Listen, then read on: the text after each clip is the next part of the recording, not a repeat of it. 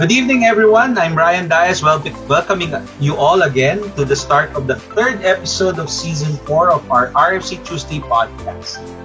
This show is powered by IARFC Philippines, the Philippine chapter of the International Association of Registered Financial Consultants. The IARFC Philippines is an association dedicated to the craft of financial consulting. The association is the sole organization authorized to conduct the RFC conversion courses as well as continuing education in the field of financial consulting. Together with me tonight in this episode is our newest guest anchor, Mr. Gerald Valdivia from Carillion Partners. Please join with me in welcoming him to the podcast. Welcome, Gerald. Thank you for joining us. Thank you, Kuya Ryan. I'm Gerald Valdivia, Managing Director at investment consultancy Carillion Partners and a friend of IARFC Philippines. I am Kuya Ryan Daes, a registered financial consultant, a chartered wealth manager, and a registered estate planner. So I would just like to remind everyone, although all of our episodes are pre-recorded, but we can include your questions for the next video that we will be sharing to the public. So we will be announcing the topic for the next video. So please do put in your questions. And since all of us, the anchors and the people behind this podcast, will be listening or watching with you live on our episode date, you can ask questions and all of the anchors can answer you. So please feel free to do that. Please like, subscribe, and whatever you do, share whatever to whomever you know this podcast so that more people will be in the know. So I would just like to remind everyone that the episodes are shown every second and fourth week of the month. So hi to the board of directors of IARFC Philippines. Thank you for letting us continue. So all of our regular watchers, thank you for being with us. So again, another reminder, if you want to view the previous episodes and share them to both RFC members, your RFC colleagues, or non-RFC colleagues, you may find it in our IARFC Philippines Facebook page.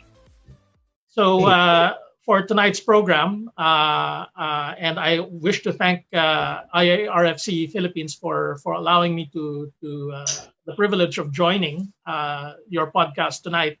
Our guest speaker actually is someone else. He's an expert on cryptocurrency as well as other asset classes. His name is Mr. Melchor Patricio Guerrero. His nickname is Trix.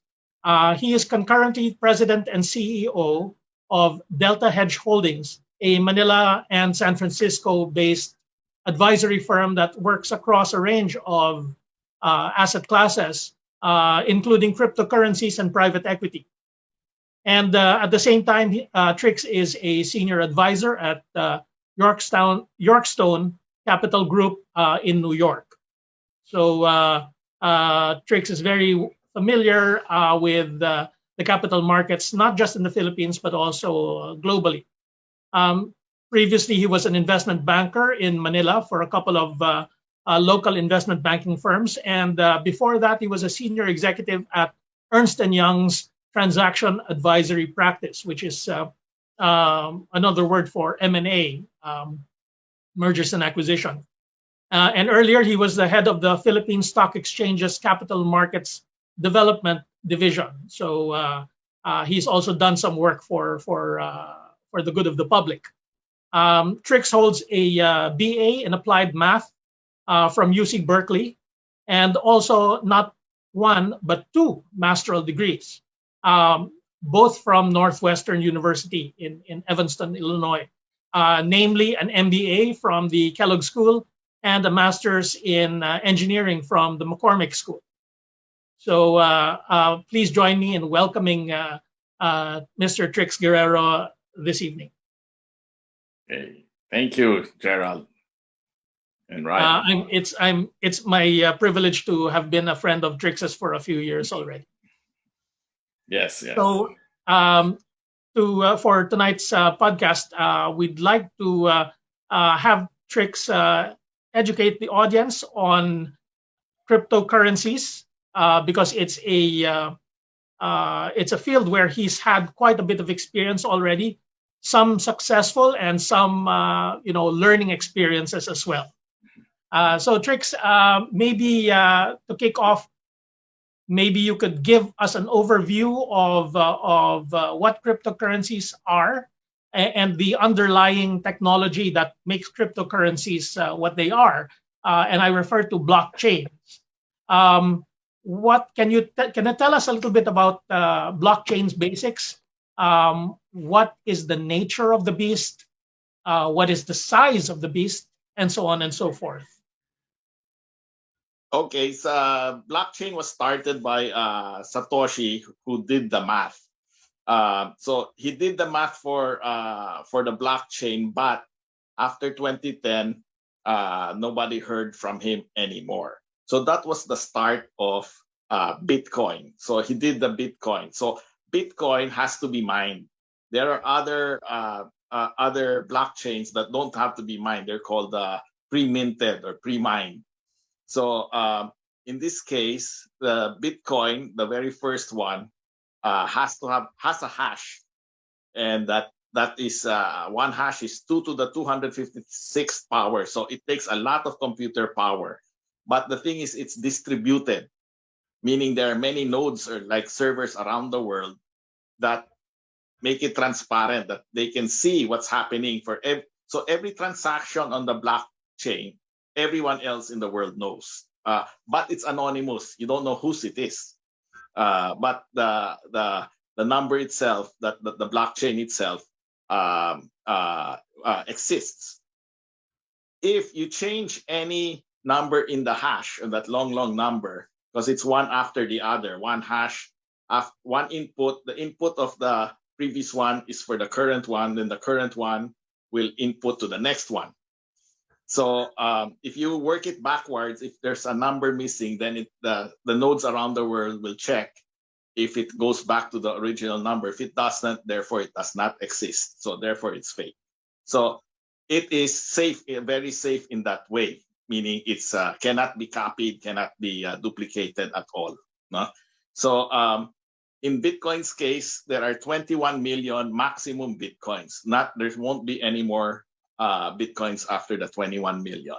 So it's mined. So at the beginning, it was 1 million Bitcoins out of the 21 million. Then it became 5 million. And as the price kept going higher, the number of Bitcoins kept going higher, closer to 21 million. But every time the number increases, it gets harder and harder, meaning more and more computer power to get into the next to get the next coin. So you use a lot of power for the next coin. So in the case of Ethereum, it's a smart contract. So you don't mine it. So you just create it. It uses the ERC20 as the base. The advantage of Bitcoin over the others, and also over the central banks, is that it is deflationary. So since you cannot create more Bitcoins after 21 million, and you will not reach 21 million, by the way, because a number of Bitcoins have been permanently lost because the owners lost their private key. There's also a story of somebody in England who had Bitcoins in his hard drive, and when he changed computers, he threw out the old one and forgot the hard drive was inside the old one. So it went into the dump, and he tried paying to look for it, but impossible. It has been years. So you'll never reach 21 because a number have been lost. So that's the basic for Bitcoin. You cannot fake it. You cannot, unlike money, you can make a fake dollar bill, but you cannot fake a token or a Bitcoin. So Trix, yeah. So Trix, that's a lot of information you've given us. First, I think for the benefit of the audience, we want to define a couple of things. When you say hash, correct me if I'm wrong, or at least guide us in understanding the concept.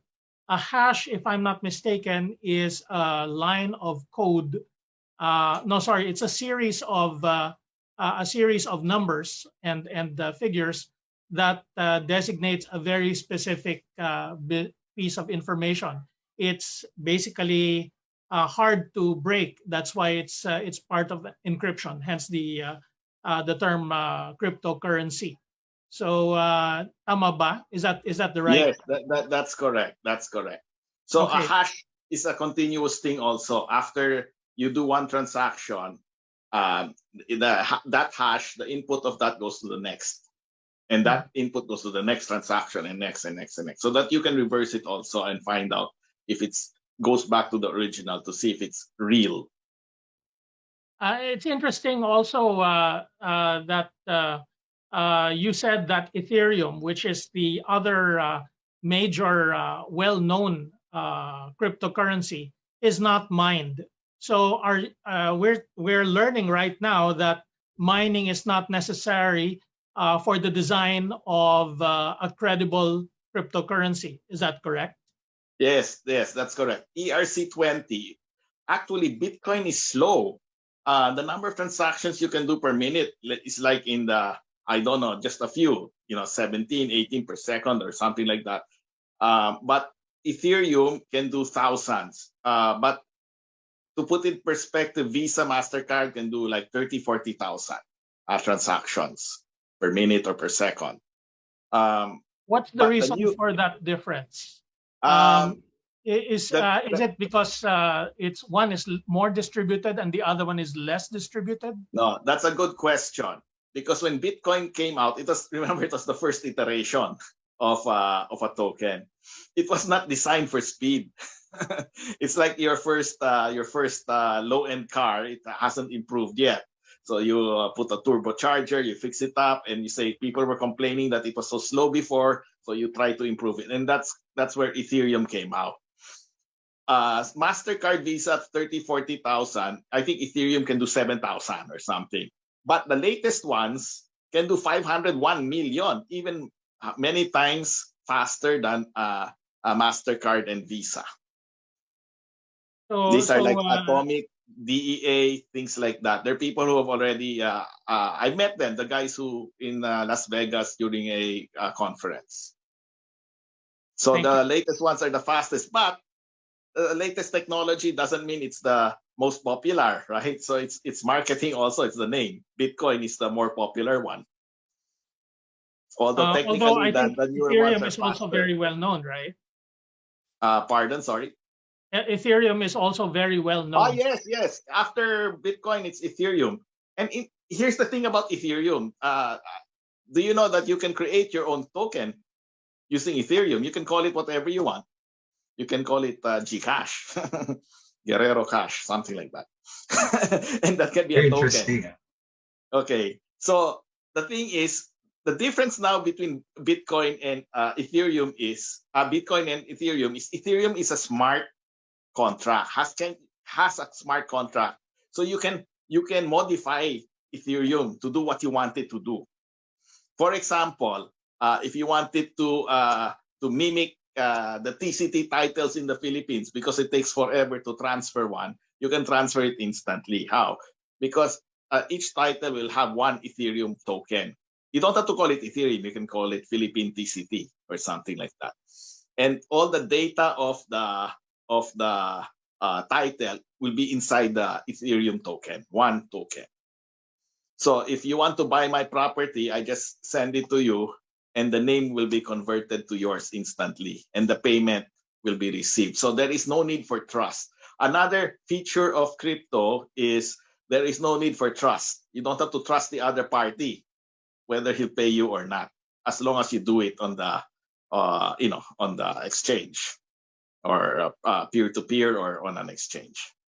So it can have many uses aside from exchange of sort of cash transaction. Yes. So and it provides less friction compared to what we traditionally use, like even in the stock exchange, where even if we are scriptless, there's still trusty, sort of a trust service that is being used to store all of those stock certificates, right?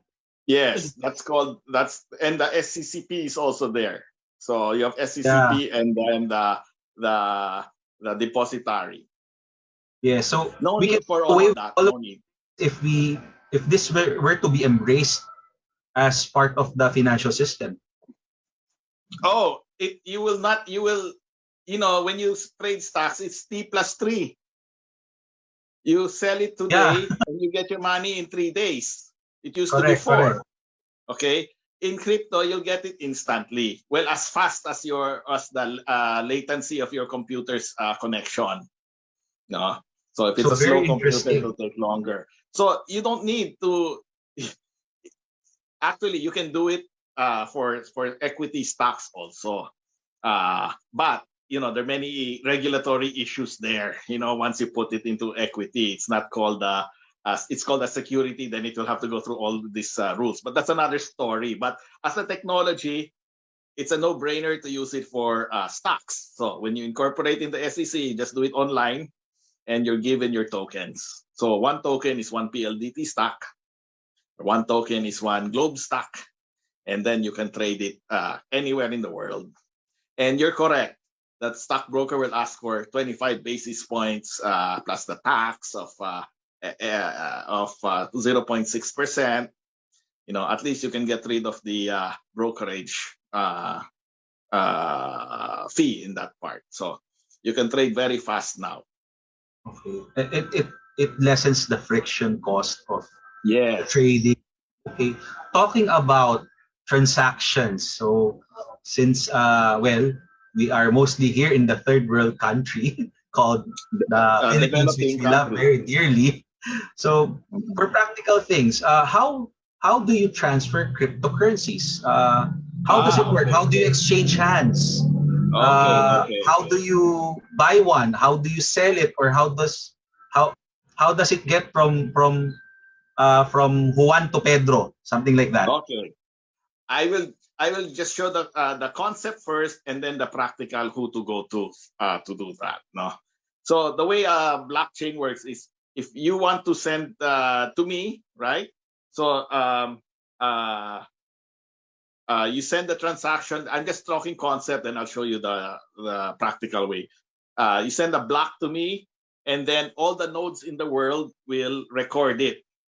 So it's distributed, so they will know that what's happening. So another feature, as we talk about it, we get to see the features, is it's completely transparent, but it is also anonymous, because if the guy looks over and sees the transactions happening on the nodes, you don't know who owns that actual token, right? Because everybody has to have a private key. If you lose that private key, you lose your tokens. That's why I said you cannot get 21 million blockchains, because some of them have been lost through the years through missing their blockchain. So once it's recorded on the nodes, the network will check that it's correct. So every node has to check that it's correct, the number, the hash, that very long number. Then it can be added. That block now that you sent me can be added to the blockchain, because we did a transaction. So let's say it's the third transaction from the beginning. You're the third transaction. Then when that transaction is confirmed, it's yours. It comes to me now. It's confirmed in my account that it's mine already. So that's how it generally does it. Okay, the practical way how to do it is you have to open an e-wallet first, an e-wallet that deals with cryptocurrency. There are many e-wallets. There's from Coinbase and CoinsPH, which some people hate because it's a monopoly. But there's so many local ones, Philippines, or international ones. Okay. Once you open that, you have to open now also a exchange account also. You can do it on your e-wallet, but sometimes it's cheaper to do it right on the exchange. What are the exchanges? The biggest is Binance, but there's a new one that came up very quickly in 2019, based actually in Oakland, in California. It's called FTX. And also recently Coinbase, which went public. It's also hated because it had the monopoly. They were charging so much at that time, so that when you use an e-wallet, you have to check how much they are charging. When I say how much they're charging, you don't see it sometimes, but the bid offer spread is hidden from you. Okay. So if you go through, that's why you have to open your own Binance or FTX account. That way you will have the cheapest bid offers spreads that you can find. The lowest spreads are available there. So you have both. You have the e-wallet, and then you have your account in Binance, or account in FTX, or account in whatever exchange, and you'll do your actual trading there in the exchange. But you have to take it back into your wallet if you want it safe, because if it's on the exchange and exchange is hacked, then you can lose your tokens. So hacking has happened in the past. Very, it's very complete. fascinating. Very fascinating. There's still a way for well, unscrupulous individuals to somehow steal it through an exchange. Yes, it actually, there are people who are full time doing it. I heard even during coronavirus, because people had no time, I mean, all the time in their hands, they were doing it, and they got better and better. So you see that even the local banks, like, are no match with to these people if they focus on the local banks, for example. So these people are even state run. There are state run hackers.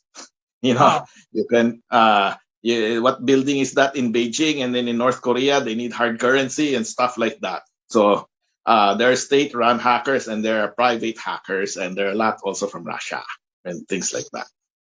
So Wow. So, well, we still by need the to be way, they're careful doing in it every anything, day. right? They're doing it as we speak. So it's relentless.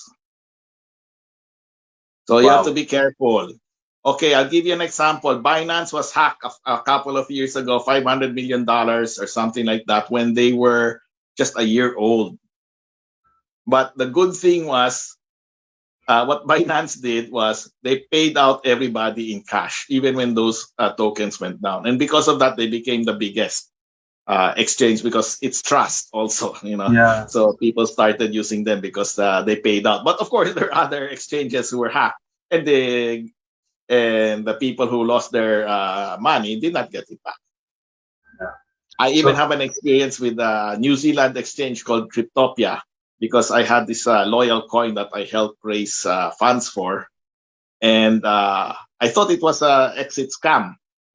An exit scam is the owner of the exchange plans it, and the next day takes all the coins and leaves. oh my. If you leave the coins in the exchange, that's why you have to have an e-wallet to Yeah. return it to your own e-wallet. So, but I was told by one of the original Bitcoin programmers how he did it. Not him, pala. It was not him.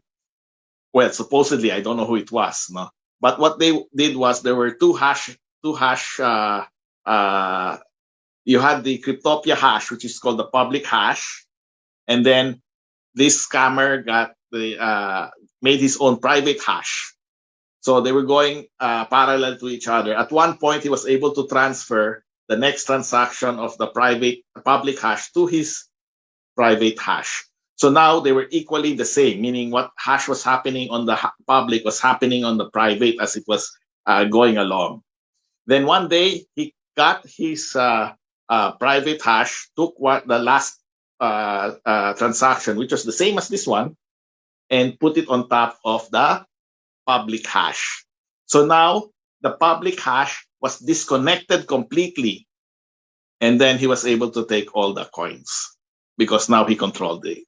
So even if it had two-factor authentication, where you have to type in your password, then you have to go back to your cell phone and check your Google Authenticator, what number it is, then you type in. The hacker did not use that did not try to break into the two-factor authentication. He was able to do it another way. And the scary part was that programmer, that programmer in Las Vegas conference told me it was relatively easy. So I suspect it might even have been him. I don't know how he found out, but anyway. So So there's still it some sounds to me danger. that, yeah. Go ahead, Ryan. There's still some danger into it, and I guess we should still all be careful since it's not really that regulated, and since the roots of cryptocurrency are, if I remember it correctly, somehow also came from the dark web, right? Yes, Yes, they call it the Silk Road. yes, they They used it started trading for stocks, drugs on uh, it first. so, which goes to show that the public should be aware and be careful since this is not regulated. It's not being sanctioned by, well, not all cryptocurrencies are sanctioned by governments yet, right? So I guess we should be careful in putting in too much money, I guess. No, actually, there is a way to make it safe. Uh, One Okay. is you trade it in in one of the big exchanges, like I mentioned, FTX and all Oh, that. One is to have your own wallet, but you can also have a cold wallet, which is your USB that where you store it and you take it out of the internet, so nobody can hack it, okay. but you put it in your safe and lock it so you don't lose it. So Now, once just you lose don't it, lose that's it the end. and don't have it Yeah. crushed. Yes.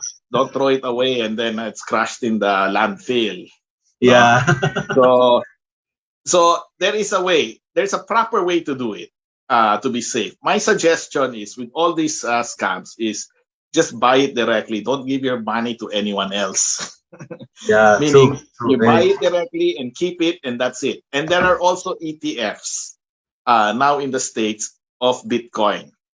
So if you don't want to go through that route, you can just have, if you have one of those brokerage accounts that can buy US stuff, you can there are many ETFs now. It's one after the other is coming out slowly. Maybe there are 3 to 5 now already of Bitcoin. Okay, but the thing is, it's not the pure it doesn't own any Bitcoin. It just uses the futures in the Chicago board of CBOE or CMT there. It just uses the futures. So that's what the US SEC regulated because they could regulate the futures market in Chicago. So they could regulate the ETF. So that way it's safe, but you don't get the pure Bitcoin. You don't actually hold the pure Bitcoin. So if some war happens or something and the exchange shuts down, you cannot get it out either until they The shut down. example of an ETF is really a proxy investment for the asset class of cryptocurrencies, or a proxy, in fact, for bitcoins themselves. But if, let's say, there's a nuclear strike on the Chicago exchange and derivatives stop trading, then you lose the basis for that ETF because you don't have futures anymore on the Bitcoin. Yes, So it's not the correct. Bitcoin itself. Now, Yeah. the Bitcoin itself, actually, ironically, that was invented as a response to the question of trust, because there's trust in the transmission and also in the value Yes. of that asset, no, or coin, Yeah. because of the blockchain technology, which Yes. both gives you, which, because it's controlled, is deflationary, or well, not Mhm. deflationary but non-inflationary, because no central bank can create new quantities of that out of thin air the way US dollars and other major currencies are. And the second thing is that it's distributed ledger, as I think you were pointing out. The many nodes globally are what promote trust. But it's very interesting to find out that scams still continue, because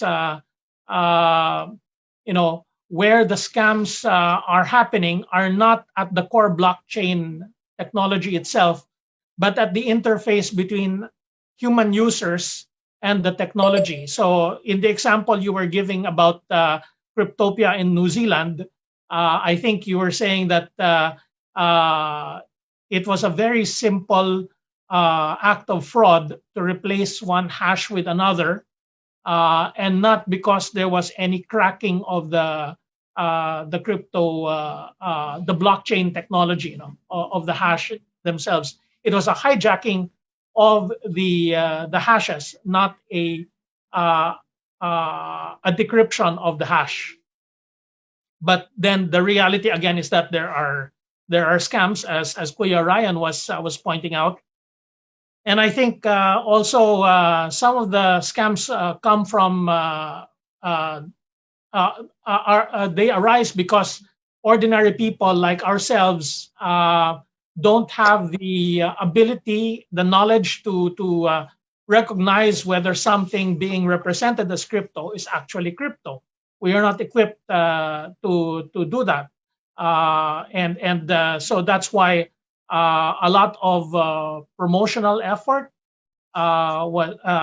became popular in during the pandemic with respect to cryptocurrencies. So maybe you can tell us a little bit more about how we can protect ourselves from such misleading promotions. What's really crypto and what's not crypto, and what's a scam? Okay, just to clarify, in the Cryptopia case, if you had your tokens in your own e-wallet, you would still have it. So what was hacked there was those people, even like me, who left some of it there for trading, right?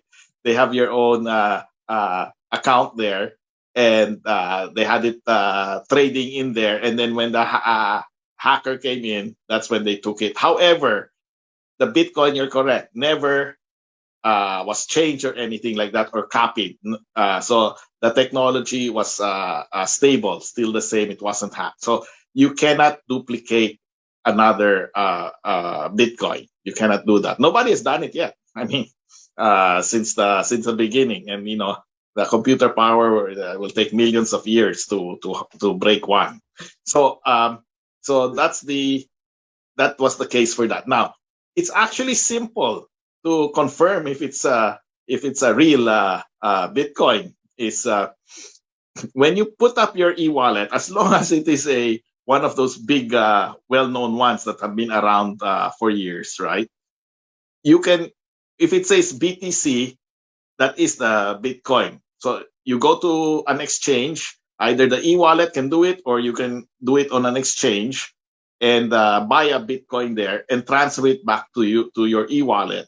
And if it shows up as a BTC, like it is one BTC, that is the real thing. There is actually a website that you check, and it has all the transactions of the whole world there. So you check what number it is if you want to go that far, but you don't have to. But that's proof. So in other words, to make sure that you have the right Bitcoin, you have to have a e-wallet from one of the known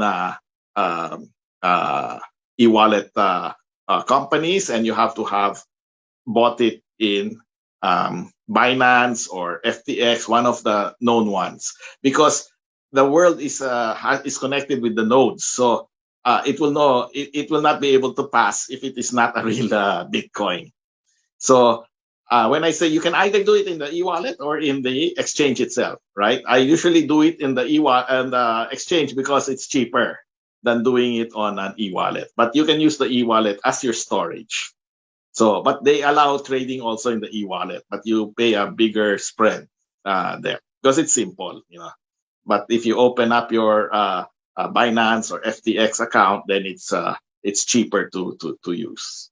So yes, nobody has been able, whether it's Ethereum or Bitcoin, to duplicate the exact same Bitcoin or Ethereum. So the technology is safe, and just keep your own Bitcoins and keep your own Ethereum. You don't have to do anything fancy. There's a saying, HODL, HODL, hold on to dear lives. Some people buy it and just keep it, and it's very volatile. I think I told you before that the Sharpe ratio of Bitcoin was better than S&P 500, but that's not true all the time because it goes up and down. So it goes between 1 and 3, but it also goes negative. So depending on where you are buying the Bitcoin, it tells you. I mean, you can be good Sharpe ratio or bad Sharpe ratio. So there's still a lot of volatilities tied to it. Extremely volatile. Extremely. Well, Less volatile now, but still volatile. Trick. So we've been talking about a lot about Bitcoin because that's the I guess the canonical and still the most Mhm. popular coin Yes. around. But there's lots of coins around the world already, and if you'll pardon my French, there I think are something like a few thousand, maybe 3,000 what people call shit coins. Again, pardon Yes. my French. And so there's lots of names out there, and there's new coins that are being invented all the time. Perhaps you could walk us through what how these things are introduced into the market, Okay. how to participate in them, how to smell fraud, and give us a sense of how these different coins Okay. come to market, how we can take advantage. Okay. Before that, I'll give you some examples of coins. Have you heard of a doggy coin? Yes. It started out as a joke, but if you check the market cap of doggy coin, it's in the billions of dollars. And depending what Elon Musk says in his Twitter, it goes up and down. No? So they even put up another. Is this a dog? Doggy coin, its market Shiba cap Inu. is $18 billion. Shiba Inu, is that a dog or a cat? It's a kind of dog. It's a dog. Okay, It's a it's worth Japanese billions dog. also. So these are they started out as jokes. Yeah. So that's another point I have making about crypto. Be careful also because there's nothing inside the crypto, whether it's a Bitcoin or Ethereum, no? Unless it's a stable coin. Okay, but even stable coins, don't use Tether. Tether is actually number 3. Have you heard of Tether? That's the USDT. That's one big scam. Who said so? US SEC. Why? That's $1 to $1. One Tether should be $1. But you know what they were doing? Obviously, they were printing USDT without the dollars. What were they doing with the USDT? When it was in the low price, the Bitcoin, they were printing USDT and they bought all the Bitcoin to push it up. You see what happened to Bitcoin? So these guys made a killing. They were making something out of air and then using that air to buy Bitcoin. And they were pushing it up because they had all the USDT. $90 billion or something like that. They have no auditing, zero audit. And somebody tried to look and they found out it was not 1-to-1, but it's still trading. People still believe it. The better one is USDC. USDC is monthly audited. So I'm telling you, even with stable coins, be careful. Okay, don't buy USDT, although it's convenient because Binance has it. But you see, Coinbase, which is a US exchange, does not use the USDT. They only use the USDC. So why is again, it depends on Binance the still having it tradable? I mean, why It's still has still Binance tradable. not delisted it? Some people have different levels of, shall I say, standards, moral standards, ethical standards. Okay, Binance is owned by China, out in Malta, so to speak. Right? They moved it out to Malta. Okay, but why they still? It's actually a popular thing, right? Everybody uses it. So just be careful of those things, right? Even the stable coins can be a scam. No? So, okay, how it's actually a quick way to raise money and you can create your own token, right? The easiest to use is ERC20. There are newer ones that are much more technically advanced and much faster, like Atomic DEA and all that.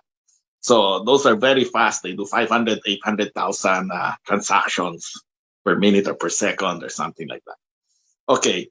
So to do that, what you do is first you have to create the token, but you also have to set up a it's called a white paper.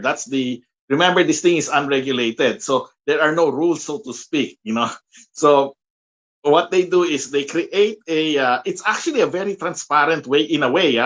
I'm saying transparent with a caveat that there is no scammer behind it. Okay. So it's very transparent because you put up a website and it shows there by the minute who has bought.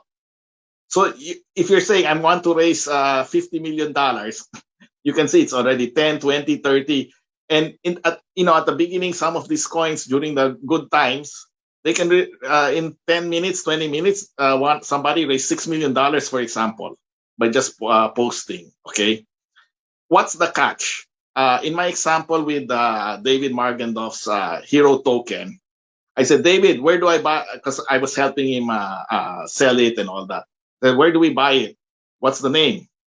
So you have to use hero token. So I Googled it. There was another hero website. And then it was also asking for money to sell. So what happened was, as soon as you have your legitimate hero token app, somebody puts up a similar website and also asks for money. So your friends who say, hey, come and buy this, they buy the other one, which never comes to you. So that's that thing about it's unregulated. There are advantages, there are disadvantages.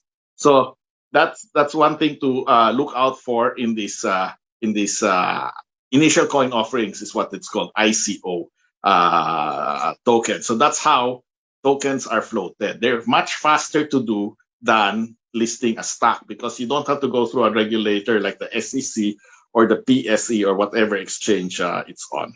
Of course, a lot of countries, their regulators are trying to regulate them, but how can you regulate something where you're just the SEC for one country and not SEC for the other country? So they'll have different rules. So it's a very difficult question to ask. What's the regulation on now on cryptocurrency? So it's a very fast way to raise money, but there are also scammers who just set up automatically a similar spelling website and then collect money from that. So those are the things to watch out for. By the way, the US SEC does not allow US persons to buy ICOs, but they do allow them to buy the token after it trades. So I see. Trix, I have a stupid question. Stupid questions. What is a white paper? Is that like a prospectus? Correct. It's their version. Remember, I said it's there's no regulation. So white paper explains what you're going to do with it, right? The token. So it's like a prospectus. But there again are no rules. You don't have to have a white paper. You can just tell everybody I listed a token and come buy it. No? So, but as it matures, it's getting less risky and stringent. As it's to get into Binance, for example, is not easy at all. So if you come out with a token, they will check it out. So it's acting now like a typical exchange. Yeah, and sometimes they charge a lot. They charge $1 million, $2 million to list on Binance, or they ask for 30% of the token. They'll never tell you exactly what it is, because they will look at it and then they will take advantage of it and say, okay, I want to charge it this way. I'll take more tokens from you, or I'll charge you cash because I don't believe you. So it depends. It depends on the exchange. So the big exchanges are very hard to get into. Okay. But there are also exchanges that are free to get into. But just like quality and what you're getting, what you pay for, there's less volume on those exchanges. And you don't know if it's going to be scammed later, whatever. So it's starting to mature also. So people are getting more discerning, what comes out there and all that. So you've said you've actually raised two sources of discomfort. One is you're not sure about the ICO itself that's being offered, And then the additional uncertainty is whether or not the exchange itself that you've chosen is really that trustworthy. You already mentioned earlier a few things about Binance that trades that continues to allow trading of Tether. So, what number one, I guess, would be before an ICO gets vetted by an exchange. How does the average person? What clues are available to the average person to find out that an ICO is worth investing in and not a scam? And number two, in selecting exchanges, which exchanges do you think we should be checking out to Okay. reduce our risk? Okay. That question is related to which exchange you choose also. So if you do the big ones like Binance, they also do the research on the token that is listing, and they're pretty strict. So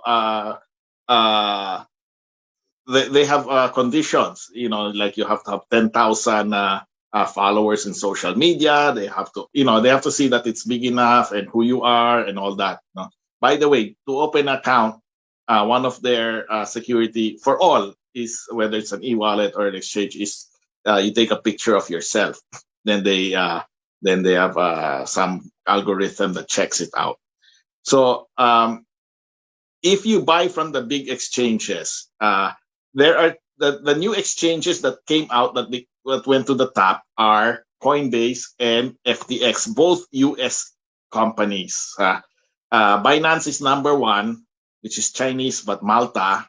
Then Coinbase Exchange 2, FTX is 3. FTX is amazing. They started it from scratch, and I think their latest valuation with the private equity is more than $60 billion. With these young guys who just started it in 2019, right before COVID.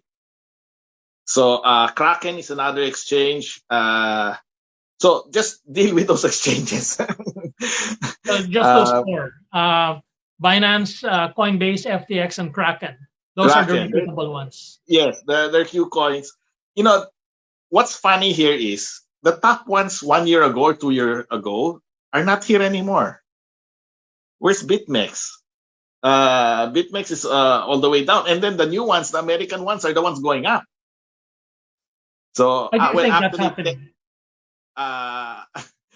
Trust, I think, again, because it has the US SEC overlooking probably, but even the exchanges, the turnover is as fast as the turnover of the coins. Yes, basically. so it's like this BitMEX. I cannot find it anymore because they were sued. BitMEX was sued, but it was top 3 before. I mean, when I say before, I mean last year. I think there was a case that BitMEX, the owners did something. They were doing another, it's an owner scam again. What happened to BitMEX? So it has changed. So there, I see what happened to BitMEX. The founders pleaded guilty. Oh my! So the BitMEX founders admit Bank Secrecy Act violations. Pay $20 million. So the top 3 executives pled guilty. So I guess it should be the message to all that whatever investment it is, if you don't understand it, don't get into it, or if you don't know who are the providers, just keep on asking questions. And I guess this is where the accredited members of IARC Philippines would come in, because that's why we're having this forum right now, or this so that people would be informed. And if you are less informed, there's more risk into getting into any form of investment, not just cryptocurrencies. So all of these risks are inherent to all investments. So it's part of the education process of getting into investment to understand what's going on behind it. Right? Is that right, Trix? Yes, there's actually the simplest way and the safest way is after you set up your accounts, you buy the Bitcoin, transfer it to your e-wallet, and keep it there. That's it. You can put it in a cold wallet if you want. Okay. So it's So disconnected. Just don't lose it. it's as safe as any other form of investment is for as long as you follow rules or you create Correct. rules. You just keep it, and don't give your money to somebody you don't know, or Oh yes, who will scam you. that's also very important. So if you buy your own, then nobody can scam you if you just do the basics. No, just buy the Ethereum, buy the Bitcoin, and keep it in your own wallet, your e-wallet, and that's I it. just have sort of a follow-up question. You mentioned Yeah. how trades can be easier, whether it be the trading of securities or even in some exchanges, how it can be used, how Bitcoin or how cryptocurrency technology can be, or blockchain technology can be used to hasten flows or transactions. What are other practical uses of blockchain technology that we Uh, can benefit from? there are many. First of all, since there is no trust needed, for example, one practical thing is a letter of credit. It's with letter of credit between somebody importing and exporting, Yes, right? yes. If you're importing, you want to make sure that the guy is going to deliver the goods, and the guy on the other side wants to make sure that you give him the money. Yes. And normally there are so many signatures to do that. There's 30 signatures now, including the shipping Yeah. and all that, right? On the So bank side and on the shipping the side. bank Yes. side, correct? Because they want to make sure that they get paid. But with like say Ethereum, you can with the smart contract in there, you can modify it to do the LC requirements. So when somebody, if I'm importing jeans and the guy has to be paid, immediately when I send him the Ethereum, he's instantly paid. Whether he trusts me or not doesn't matter because it shows up in his account. So if the goods arrive in Manila and the guy sends the Ethereum to the other side, it's instantly paid. No need to check if the guy can be trusted or not. So another one that can be used is for titles for land, for example. In the Philippines, it takes so long to transfer a title. But again, with Ethereum and the smart contract, you can put all the details of the title into the token. So I can put one property, like in Alabang, into one token.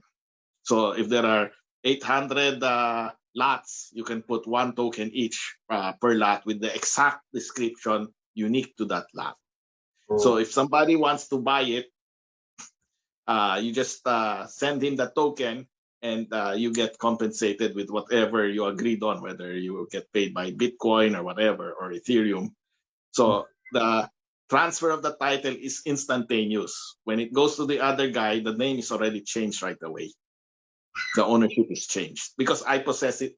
The buyer already possesses the token of that lot, and it cannot be faked. Titles can be faked. The RDs there will be fires in the RD, and then they change the name after. Even government lands can be grabbed by unscrupulous people. All they need to do is burn the building where the titles are. Correct. In this case, you cannot burn the blockchain anymore, Yes. and it cannot be duplicated.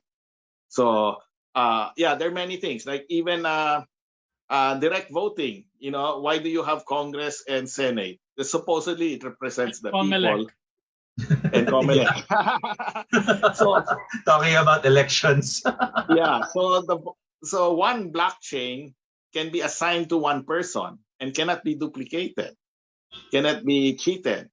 So they can vote directly already, whether it's bills. So you don't need Congress anymore, you don't need the Senate anymore, and then you still have to pay them their meriendas and their pork barrel. Wala na yan. You just go straight. So the people can and you vote don't straight. need the expensive vote counting machines and no more. ballots that they have to read. And then you don't have to have that indelible Indelible ink. mark. Yeah. Yeah, no more, because nobody can duplicate it. They cannot duplicate the blockchain. There really are a lot of good things that blockchain technology can do for us. Well, But Yes. including art and intellectual property, right? Yes, also. Yes. There's NFT, but before that, I just want to say one other use for blockchain. You know what Swiss banks are for? Well, I jokingly say they're usually for naman the crooks of the world, di ba? yes. The dictators and the drug dealers. And that's how Switzerland got I'm their about to say banking something system that big. political. Sir, ingat ka, Hundreds of baka may years. tamaan. Sorry. But okay, but Bato-bato sa langit ang tamaan ay kawawa naman. yeah. But I mean, what were the Swiss banks for? Yeah. Yeah. Actually. Neutral country storage of value. But by buying Bitcoin or this cryptocurrencies, you don't need anymore a Swiss bank. First, there's anonymity. Swiss banks are anonymous, right? Yes. Neutrality, they're neutral, so supposedly no wars or anything like that. So when you have your Bitcoin and there's a war, there's no problem either because it cannot be erased. You just have to make sure the internet restarts later. So, Yeah. and then it stores value, so it's your own Swiss bank. You don't need to go to Switzerland. By the way, that's why Russia is and all these countries under sanctions have increased their trading of cryptocurrency. Yep. As the saying goes, there are more than two ways to skin a cat. Yeah, right? because So, well, it's hard to sanction crypto, right? Yes. In fact, the funny thing is, in my experience, the good experienced crypto programmers are Russian. In fact, from the Ukraine area, Belarus, ganon. Oh, okay. So, just a question. So, aside from trading, I guess you could also make money out of crypto games. I've heard Yes. about this. I guess for the younger set of audiences, yung medyo ka-generation ko ng konti. Actually, how can they that's a benefit good from point, these but- games? How can Okay. crypto or currencies can be used for games? Actually, for the old people, there's a way to get into Axie Infinity. You can have no knowledge of it, and you just fund a team of 3, 4, 5 people. You give them the capital to begin with, and then they start working for you because there's a share. Okay, this Axie Infinity, I don't know exactly how basically this, you have to feed this little what are they, avatars or things like that, right? So during the coronavirus, a lot of Filipinos without any jobs were actually using it to earn money, and some of them were earning from 20 to 200,000 a month by playing the Wow. game. Well, you have to win and all. Now, there's an Axie Infinity token. There's even a graph of that. So it went up, but now it went down and it's up a little again. So they make more money the higher, of course, the Axie Infinity token goes, because they sell it for that. So they buy things for that, food and all that. So it's a game. You have to be good at it and you have to win. But Filipinos were doing that. What value does it create in the real world? I don't know.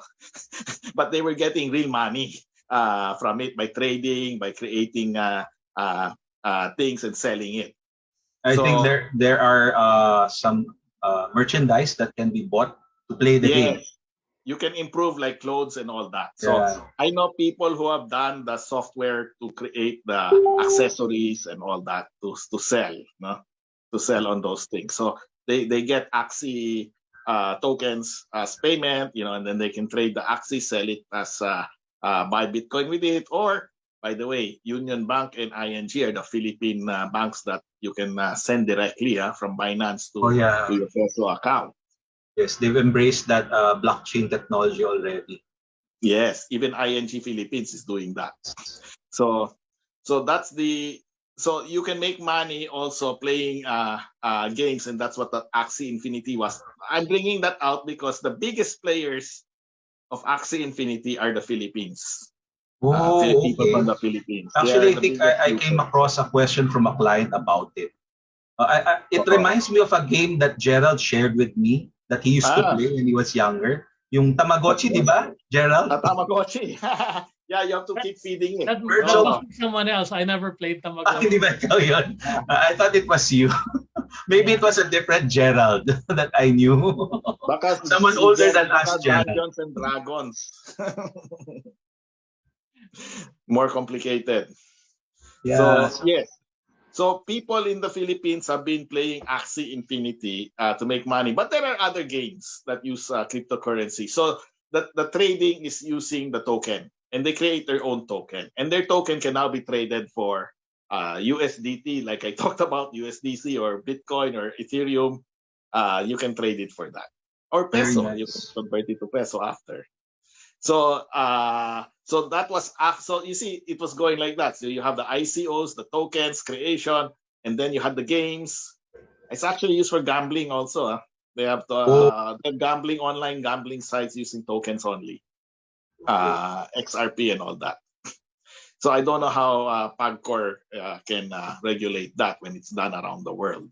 So, I don't think they would want that. They but it's want to keep the ongoing. control to themselves. Yeah.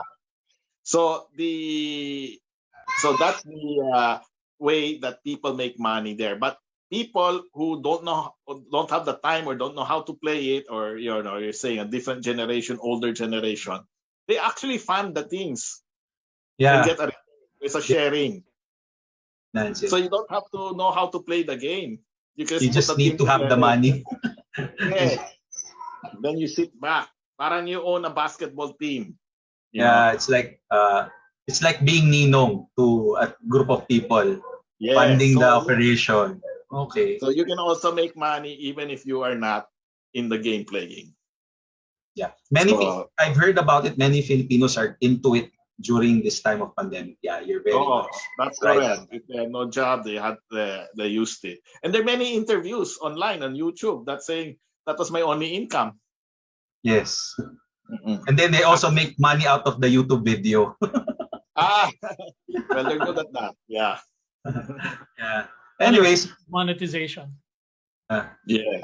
I was able to read something that our dear President, Mr. Boyet Benavides, we miss you right now, uh, which talked about non-fungible tokens. So Ah, that's what are interesting. these, and how different are they from other cryptocurrencies? Like, can you give an example of what non-fungible tokens are, or Yeah.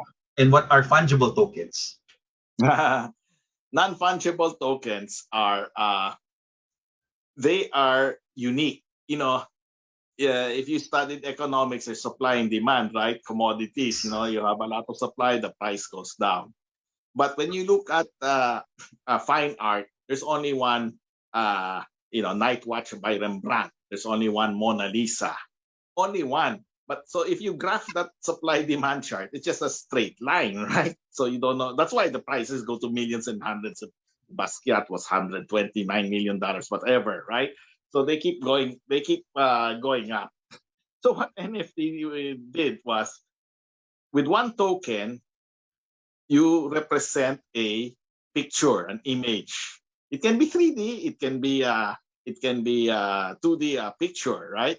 And then they trade it at OpenSea. OpenSea, OPENSEA, one word, is the biggest NFT market.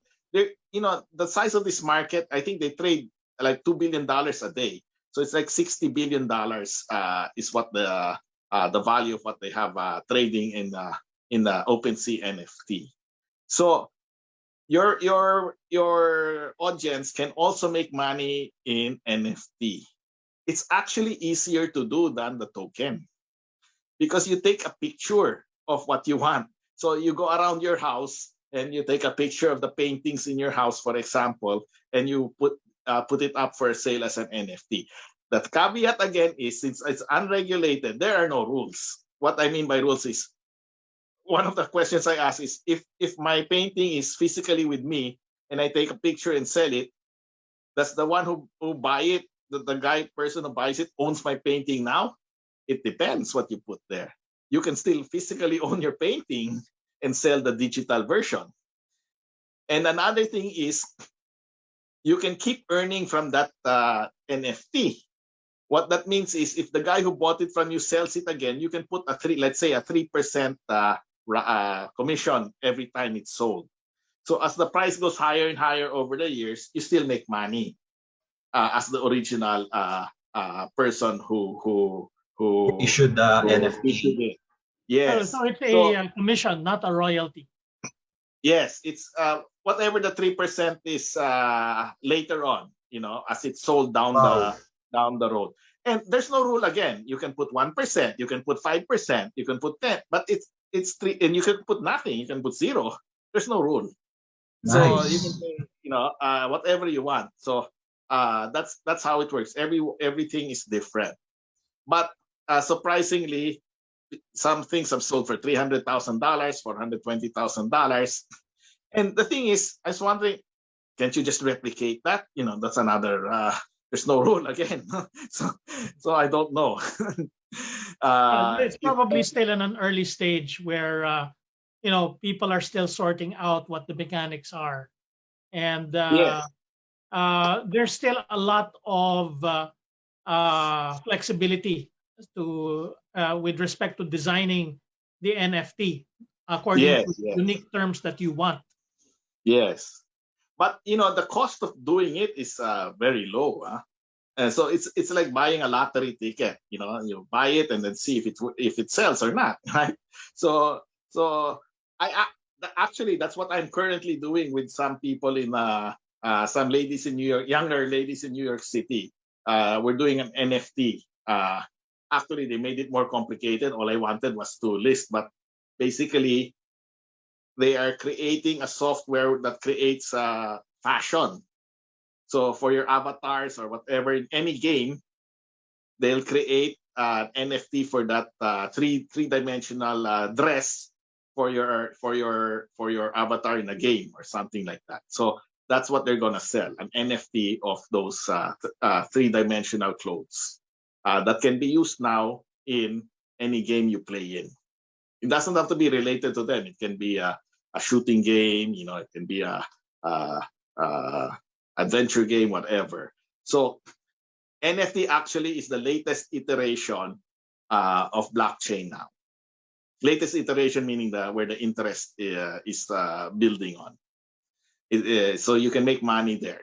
One of the reasons I looked into it because I have a friend, Carlos Igoa, who's a painter in Spain, and he's anti-tech. He's not a techie. So I said, Carlos, just give me all your paintings. We'll just put it on NFT. He doesn't understand, but it's a source. It'll be originals, oil paintings, and then post it. But the ones that sells are actually cartoons rather than classical paintings. So it's for the younger crowd, that type of taste. So you can design an NFT that's connected to art, where the NFT is designed to transfer the ownership of the physical work of art itself. But yes, you can also alternatively design an NFT where that is not included in the sale. Is that what you're saying? That's correct. There is no rule. Okay. So it can include the physical, or it can, but as long as you mention it, right? That Yes. if you buy this NFT, you own the physical too. And if you own the physical too, then it's like a land title. Yes. But most of the NFTs, they don't include the physical. I see. Well, some of them are digital to begin with. They never had a physical.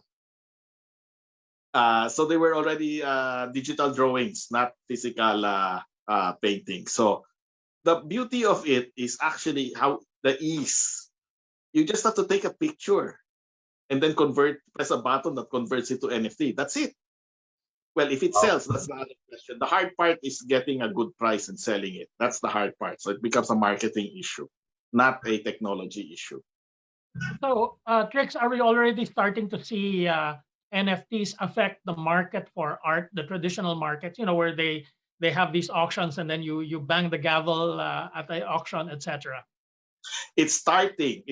What it is, it's starting to get those. It's starting to market artists who didn't have a big audience before. They were in a little area and never left that area. Now, their work can be seen all over the world and bought and sold. And it helps actually the artist, because if they put the 3% after every sale, then the artist still makes money later on. If their painting sold originally for $10,000, it now sold for $1 million, they'll still get the 3% in the future. Rewards the issuer better than traditional methods. Yes. Are there already if they put that any portfolios that specialize in NFTs, the same way that there are ETFs of cryptocurrencies, for instance? Yes, there are many already. In fact, what we're doing, we're actually working on one ourselves for NFT. But it's more in the fashion, so I leave it to them how they want to do it. But there are many. The other portfolio I wanted, for example, was of the painter Carlos Igoa. So then it would be a portfolio of all Carlos Igoa paintings, for example, which he posts it on a website, but not as an NFT. I mean, it's just a traditional look at it, then somebody says, okay, I'm interested in buying. But in this case, it's traded on OpenSea. So it can be bought and sold in a environment that's readily handles it, and he can also get a commission of future sales. So it helps these artists, who were ensconced in a small area, never ventured outside of where they were. Now they have a worldwide audience already for it, or market for it. So that's the latest one where people make money out of blockchain. The Economist. You should show the Economist cover. They sold for $420,000 after 1 week of posting it, 1 or 2 weeks posting. Well, they gave it to charity, but it was just a cover. So it's not their personal charity. It's a I think they had a charity somewhere. okay. But people use it for whatever they want to use it for, right? The proceeds. So there's no rule. Trixie, sorry, Gerald, you were saying. I wanted to ask about the US SEC trying to regulate cryptocurrencies, not just Bitcoin, but cryptocurrencies in general. So,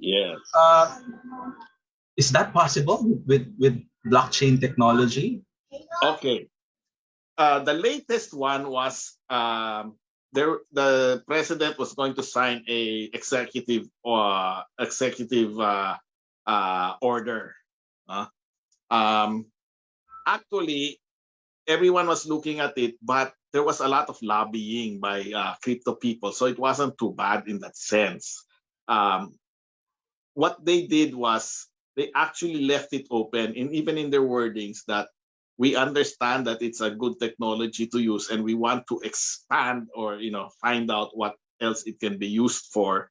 So we are allowing blockchain to flourish. So that's basically what they're saying. So every country has a different approach to it, but better if it is light on regulation, so that the creativity can flourish. But you also have to be careful that go after the scammers in a way.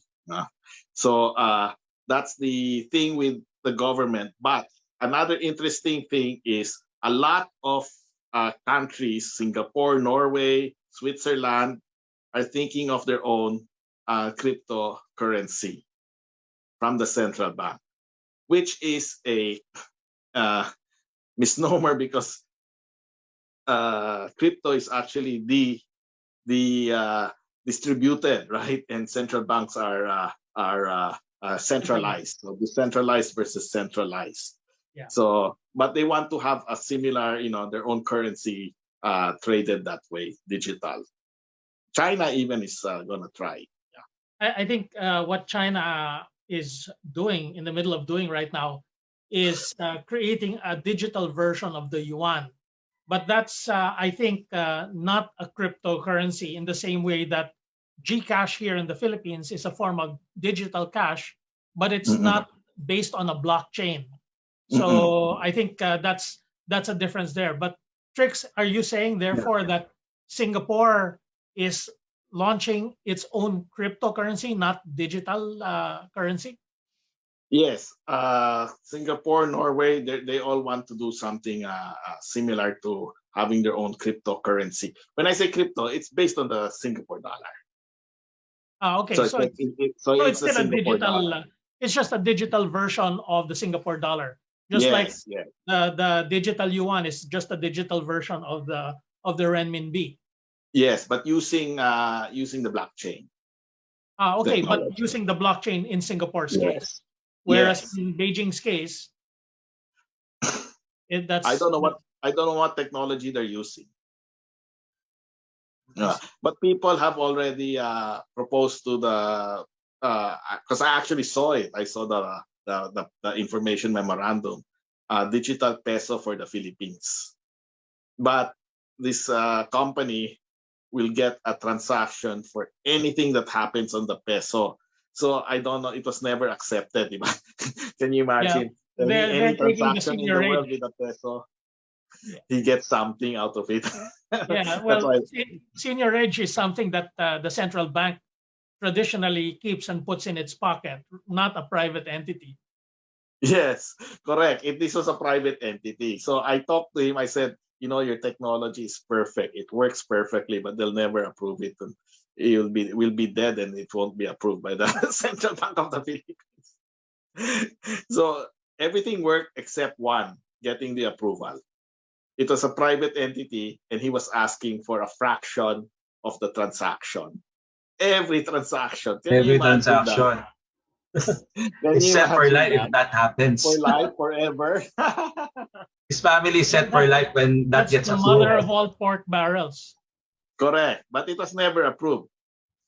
And I don't think it will be approved unless the Philippine government themselves does it for their own. That's Or senior age. they're the ones who's going to get the transaction. Yeah, I mean, Correct. when the Banco Central prints money anyway, there is an Yeah. implicit cost there. It's called senior age. Senior age. What's that? That's the implicit cost, or I mean, I guess the economic value of printing money. Okay, okay. Okay. Interesting. But that accrues to the public, not to a private Yes. investor or Correct, entrepreneur. correct. Yes. So in the end, I think for the investors, it's good to have crypto in your portfolio, but not all of it. Maybe 5% of your portfolio into crypto. It's good also to have gold, but people like Dr. Mark Faber says you have to have the gold in your hands, not in some safe, because it's happened in the past apparently, like in the U.S. where they actually confiscated the gold. Where's And the by the safety way, there? even the Philippine peso you cannot trust because they've changed the peso in the past a few years ago. All the pesos they changed it to a new bill, and so if you miss the deadline, what you had in pesos would have been gone to zero. Yes. Yes. That's why it's good to have crypto. It's good to have physical gold as emergency funds. Well, it happened in India also, the demonetization of India also the peso, the rupee. They yeah, there changed was it. I think they were trying to get rid of an old series of bills and coins, Yes. and towards the deadline, a lot of people were rushing to the banks to have their. Yes. Correct. It was a big disaster in India just Wow. a few years ago. So Wow. that can happen if you didn't get the memo or you weren't reading newspapers, They're bad. then you would have lost Lot of money. value. I was going to say, Gerald, what about those rural farmers who didn't know Yes, correct. Exactly. and kept their money under their mattress? Poor people, yes. Yeah. Yeah, Wow. nakatago sa papad. So the So state can take away value. Goes back to the saying, you can't trust the government because you don't know when they're going to change or demonetize these things. So That's why that's the me. The one reason I liked it is at least you can diversify away from the central bank. Not all, but a portion can be diversified away from a central bank. So that's the attractiveness also of crypto. You're hedged with central bank regulation and non-central without any central bank.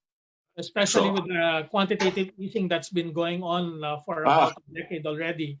A lot of the strength of the U.S. dollar is actually illusory, and it's really more of a state of mind, a psychological game now, because and that's why also inflation has been rising, because precisely of lax monetary policy, the unrestricted printing of U.S. dollars.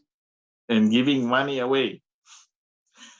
So that's a good point because have you seen the graph of the U.S. dollar versus Bitcoin? Not You can really. see it's Not straight yet. down for the U.S. dollar by huge amounts. Because before Bitcoin was below $1, right? So the dollar was bigger, right? If you can graph it, you see the inverse graph.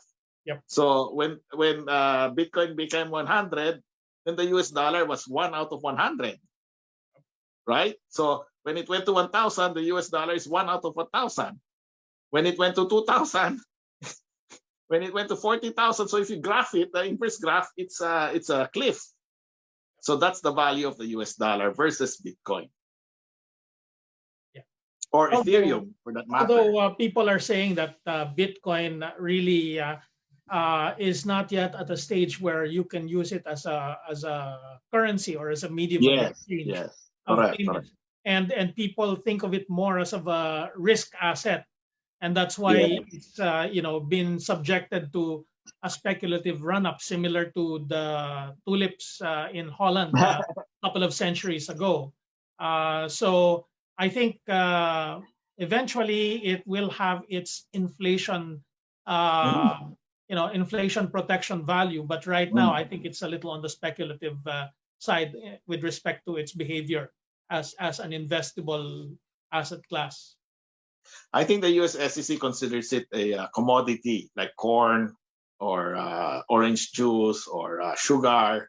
So it goes up and down, right? So, but the thing is, as Warren Buffett says, there's nothing inside Bitcoin.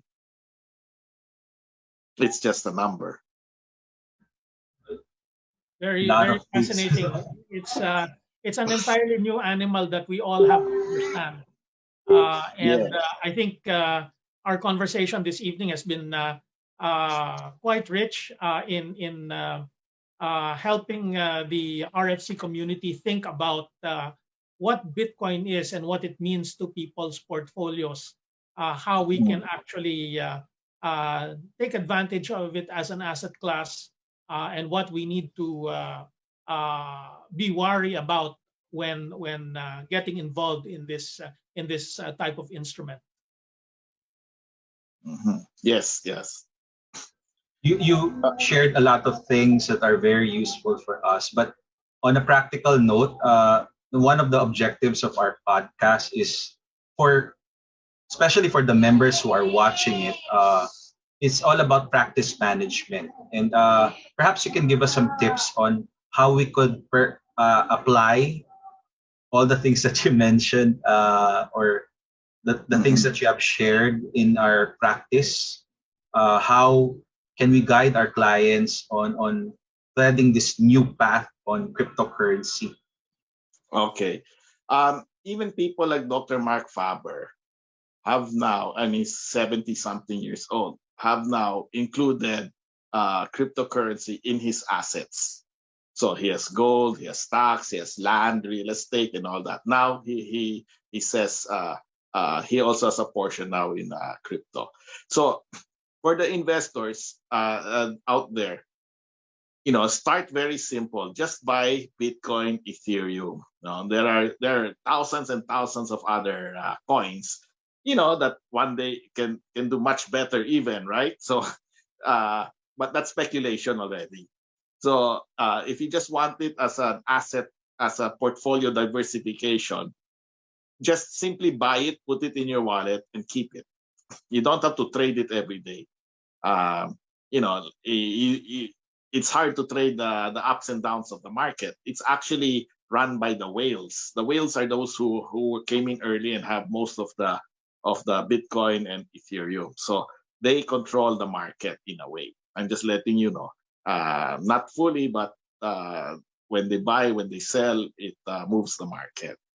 So keep Ethereum and Bitcoin in your e-wallet and hodl, hold on to dear life, and make it a portion of your portfolio. Just use the big exchanges and also the well-known e-wallets. So there are many e-wallets around the world. There's a lot of e-wallets from China and all that. So just get the reputable e-wallets, the big ones, and buy it on the big exchange and keep it. And that's all you have to do. If you want to go into NFT, actually, that's more like a business rather than a portfolio holding. So you just take pictures and post it on OpenSea to sell. Wow. And of course, there's the games, but again, that's not a portfolio, but still a business. It's a business. Yeah. You can fund the team and have them play for you. Yeah. So thank you so much for your time. You're so generous with your time, Trix, and you really shared a lot. I guess the past hour is not enough, but we still have to end the show. So thank you so much for your time. We really appreciate it. The board sends their thank you. Their many thanks for being with us. So now, what is next? We have the next episode coming in, episode 4, wherein we will be talking about industrial REITs. We will have our guest from ATRA, Miss Marcy Corchet Chua. So watch out for that. Sorry, watch out for that. And I would like to remind everyone that our podcast episodes are shown every second and fourth Tuesday of the month.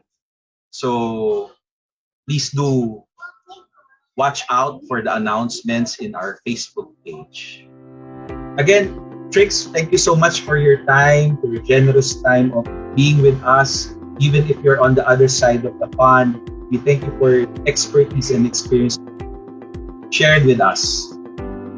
And I would like to announce of course, the association has courses lined up for the rest of the year. So have a course that will be starting this April. It will be done on April 18, 20, 22, 23, 25, 27, 29, and 30. And the last 4 sessions will be done on May 2, 4, 6, and 2. All done on Mondays, Wednesdays, Fridays, and Saturdays. The next course that is scheduled will be on June 6, 8, 10, 12, 13, 15, 17, 19, 20, 22, and 24. Again, those are 12 days, all Mondays, Wednesdays, Fridays, and Saturdays of the month of June bracket. Course fee is now at 35,000 pesos inclusive of taxes. And we would also like to share with the public, with every one of you there, that there will be a refresher course, RFC refresher course, done on July 4, 5, 6, and 7. It will be at 8 a.m. to 12 p.m. Course fee will be 13,000 pesos. And I would just like to remind everyone of their membership renewal. Of course, for you to be included in the official roster of IARFC international members, that's the benefit of being part of an international association. You are recognized internationally.